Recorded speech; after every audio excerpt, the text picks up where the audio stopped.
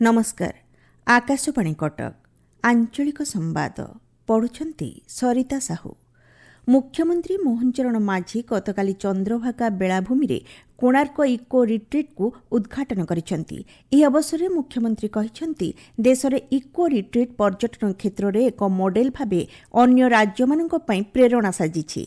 Eco retreat द्वारा स्थानीय लोकमानक पई जीविका सृष्टि, परिवेश संपर्क में सचेतनता और स्थानीय अर्थनीतिर अभिवृद्धि संभव होई परिछि। 2036 मसीहा सुद्धा समृद्ध ओडिशा गठन पई पर्यटन क्षेत्र गुरुत्वपूर्ण भूमिका ग्रहण करिब। सरकार 15टी आदर्श स्थल को विकसित करने सह 25 लाख जीविका सृष्टि करिबार लक्ष्य रखिछंती बोली मुख्यमंत्री कहिछंती। चलित थर इको रिट्रीट रे पर्यटन विभाग पक्षरु 70टी विलासपूर्ण तंबू घर निर्माण करा जायछि। रिट्रीट तार शुभारंभ होईछि। आगामी दिन में अनेक विदेशरू पर्यटक अनेक लोक आसिबे, एठी मजा नेबे। एथिरे अर्थनैतिक आम पिला मानकर एथिरे नियुक्तिर सुजोग रिट्रीट आमको आगामी दिन में पर्यटन क्षेत्र में बहुत बड़ा गोटे अर्थनैतिक दृष्टिकोण पूर्ण भूमिका निर्वाह करी। अनेक कर्मशाला हब, अनेक सेमिनार हब, अनेक कनक्लेव हब। आमे एथिरे होटल बिजनेस सहित आमर पर्यटन क्षेत्र को एक विशाल करबा पई एवं अर्थनैतिक मध्ये ओडिसा वृद्धि हेबो। अमृत भारत रेल स्टेशन योजना रे पुनर्विकास पई 1337 रेल स्टेशन चिन्हट करा जायथिबा रेलमंत्री अश्विनी वैष्णव कहिसंती।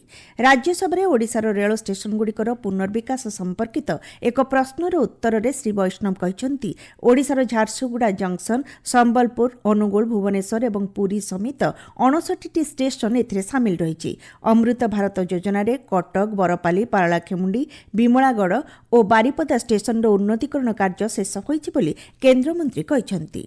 लोकों मध्य उद्योगी मनोभाव अर्थनैतिक प्रगति को शक्ति देउछि बोली राज्यपाल डॉ हरिबाबू कंभमपाटी कहिसंती। नयागढ़ जिल्लार रासुनाखालଠାରେ रासुनाखाल महोत्सव और पल्लीश्री मेलार उद्यापन समारोह रे जोगदे राज्यपाल कहिसंती प्रजामंडल आंदोलन रे एही अंचलर उल्लेखनीय भूमिका रहितिला।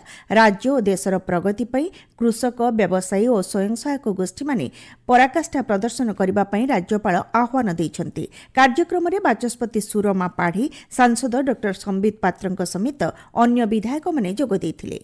ओडिशा बार एसोसिएशन पक्षरु आसंताकाली कटक शहीद भवन ठारे अनुष्ठित हेबाकु थिबा आलोचना चक्र रे मुख्य अतिथि भाबरे सुप्रीमकोर्टर प्रधान विचारपति जस्टिस सूर्यकांत जोगदेबार कार्यसूची रहिछि। कार्यक्रम रे ओडिशा हाईकोर्टर मुख्य विचारपति जस्टिस हरीश टंडन मध्य सामिल हेबे। बार एसोसिएशन पक्षरु मिलिथिबा सूचना अनुसार साधारण लोकंक पई न्याय सुनिश्चित, मामला खर्च और विलंब ह्रास करबा पई रणनीति उपरे आलोचना चक्र अनुष्ठित हेबो। एही अवसर रे वरिष्ठ आईनजीवी को संबर्धित कराजिबो।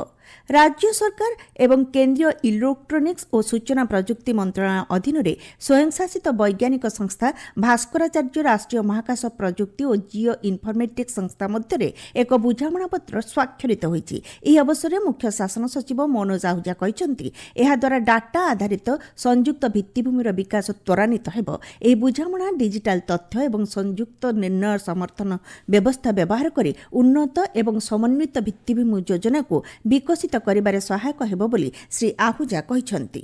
भुवनेश्वर लोकसेवा भवन रे मुख्य शासन सचिव मनोज आहूजांक अध्यक्षतारे अनुष्ठित कृषि तथ्य प्लाटफर्म एग्रीस्टाक बैठक रे खरीफ और रबी फसलर डिजिटल सर्वेक्षण उपरे आलोचना हो जाइछि। 2025 वर्ष रे बरगड़ और झारसुगुड़ा सर्वेक्षण रे श्रेष्ठ प्रदर्शनकारी जिला भाव सफलता हासिल करिथिबा बैठक जना पड़िछि।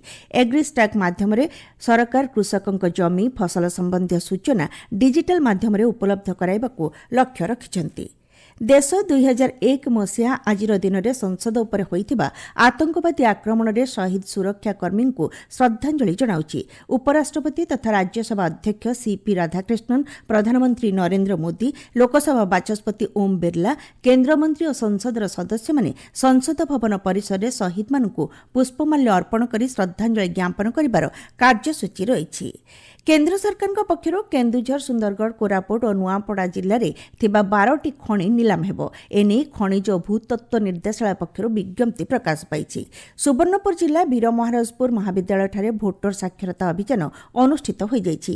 18 ବର୍ଷ ପୂର୍ଣ୍ଣ ହୋଇଥିବା ମହାବିଦ୍ୟାଳୟର ଛାତ୍ରଛାତ୍ରୀଙ୍କୁ ଭୋଟର ତାଲିକାରେ ଅନ୍ତର୍ଭୁକ୍ତ କରିବା ପାଇଁ ତାଲିମ ପ୍ରଦାନ କରାଯାଇଛି।